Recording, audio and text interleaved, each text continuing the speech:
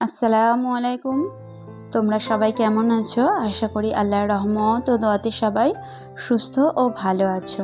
তো আমি রিঙ্কি, নদিয়া জেলার ছোট্ট একটা গ্রাম দীপচন্দ্রপুর থেকে আমার নতুন আজকের আরও একটি ব্লগে তোমাদের সকলকে স্বাগত জানাচ্ছি। আশা করছি বরাবরের মতো আজকের ব্লগটাও তোমাদের ভালো লাগবে। আর আজকে কিন্তু আমি একদম সকাল থেকে ভিডিওটা স্টার্ট করে দিয়েছি, কারণ তোমরা দেখে বুঝতে পারছো যেহেতু চা দিয়ে স্টার্ট, তার মানে সকাল থেকেই আর কি আমি ব্লগটা স্টার্ট করেছি। তো চাটা খেয়ে তার খানিকটা পরে এখানে সকালে আমি একটু এগ স্যুপ চাপিয়ে দিয়েছি। এখনকার যে জ্বরগুলো না, এই জ্বরে আর কি মানে শরীরে একদম দুর্বল করে দিচ্ছে, আর এই টাইমে খেতে কিছু ভালো লাগছে না, তো ওই জন্যই আর কি স্যুপটা করে দেওয়া। তো ওদেরকে স্যুপ খাইয়ে দিয়ে তারপরে আমি একদম ঘরের কাছে হাত দিয়ে দেবো। তো রোজকারের মতো আর কি এখানেও বিছনাটা আর কি গুছিয়ে নিচ্ছি, চাদরটা পেতে নিচ্ছি।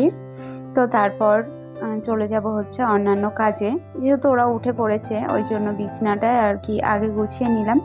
আর তারপর দেখো এখানে এই যে যেহেতু ওদের শরীর খারাপের পাশাপাশি আমারও শরীর খারাপটা ছিল, আর এই ওষুধপত্রগুলো বারবার আর কি তিনজনেই খাচ্ছিলাম, তো ওইগুলো এখানেই ছিল। আর রাত্রিবেলা তো মাথার কাছেই রেখে দিয়েছিলাম। আর নিজের শরীরটা খারাপ হলে বোঝা যায় যে সংসারে কতটা আর কি মানে পরিশ্রম দিতে হয় সকাল থেকে রাত অবধি প্রতিটা দিন, তবেই একটা সংসার পরিপাটি আর গোছানো থাকে। সেটা একটু শরীর খারাপ হলেই কিন্তু আমরা খুব ভালোভাবেই সেটা অনুভব করতে পারি।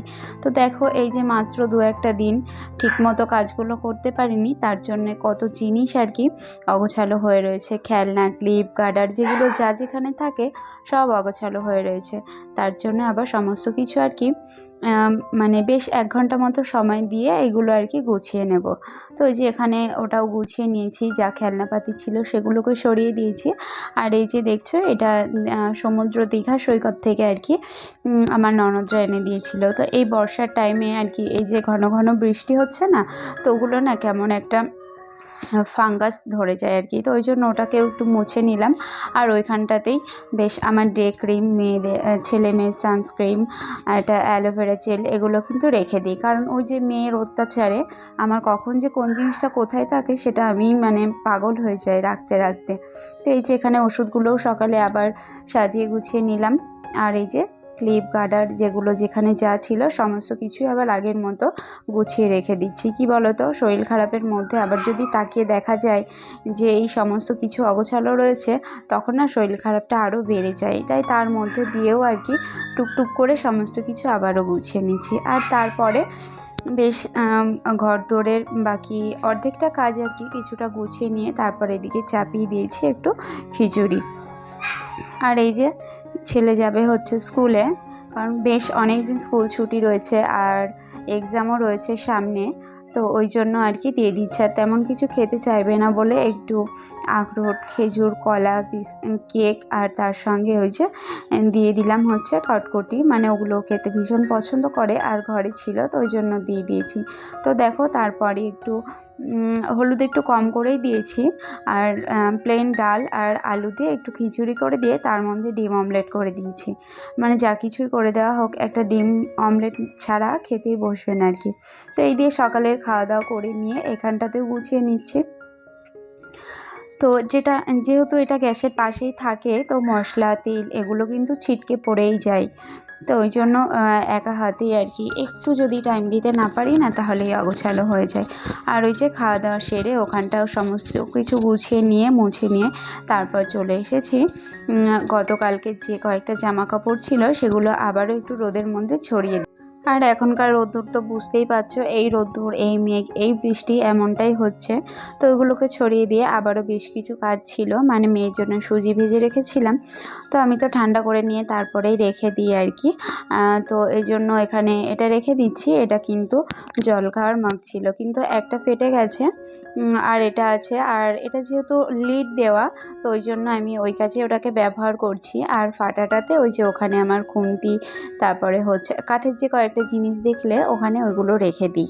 তো যাই হোক, লিড দেওয়ার কারণে এটা বেশ অনেক কাজে ব্যবহার করা যায় আর খুব সুবিধেও হয়।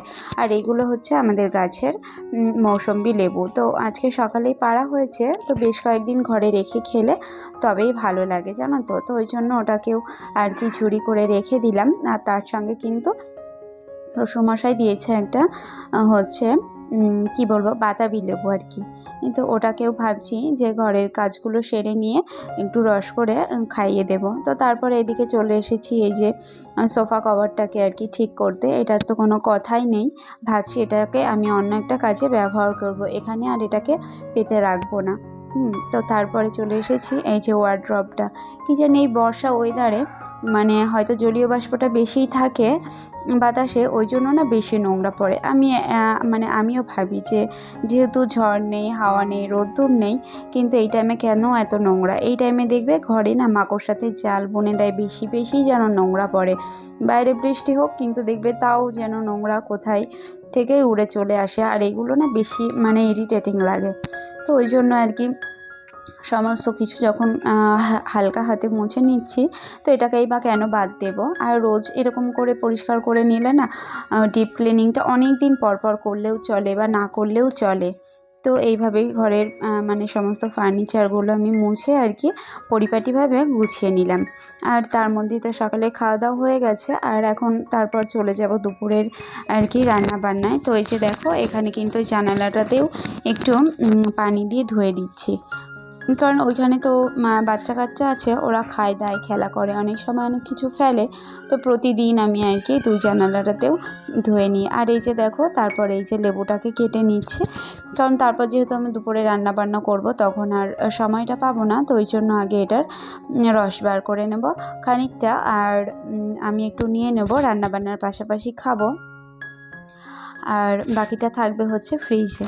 তো লেবুটা কিন্তু বেশ ভালোই ছিল, তো ওখানেও মেয়েকে খাইয়ে দিয়েছি, আর আমি একটু বিট লবণ চিনি দিয়ে মাখিয়ে রেখে দিয়েছি খাবো বলে। তারপর চলে আসলাম এদিকে জানালাটাতে একটু পানি দিয়ে ধুয়ে নিতে। আর তারপরই দেখো এটা হচ্ছে আমার ওই যে লবণ থাকে, লবণদানির যে ঢাকনা, সেটা তো অনেক আগেই ছেলে ভেঙে ফেলেছে। এটা ছিল আমার একটা হচ্ছে মাটির কেটেল। তো কেটেলটা ভেঙে গেছিলো, তার ঢাকনাটা আমি ওই যে রিইউজ করি অনেক কিছু, ওই জন্য না এটাকে রেখে দিয়েছিলাম। আর ওটা ব্যবহার করতে করতে কেমন একটা কালার হয়ে গেছে, তো ওই জন্য ওটার উপরেও একটু ফেব্রিক করে দিলাম কালো রঙের।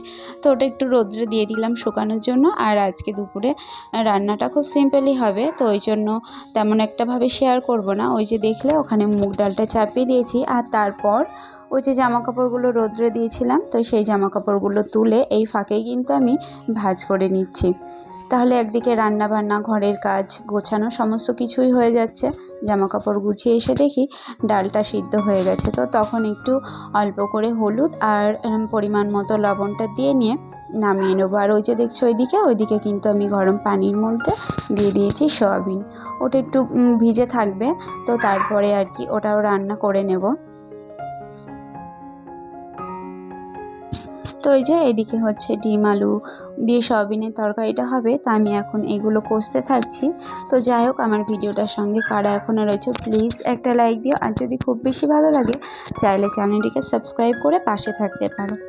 তো এই যে দেখলে মেয়ে কিন্তু ও আবার খেলনাগুলো নামিয়েছে খাটের উপর, তবে সমস্ত কিছুই তো ওগুলো পরিষ্কার, তো ওই জন্য কিছু বললাম না। আর ও সমস্ত খেলনা নামিয়ে ওই ঝাঁপির মধ্যে ঢুকে বসে রয়েছে।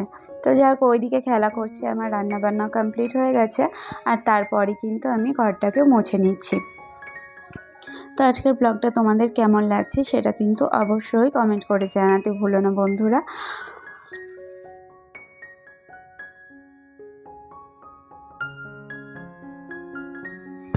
তো মোটামুটি আমার সমস্ত কাজই কিন্তু তোমাদের সঙ্গে গল্প করতে করতে কমপ্লিট হয়ে গেছে।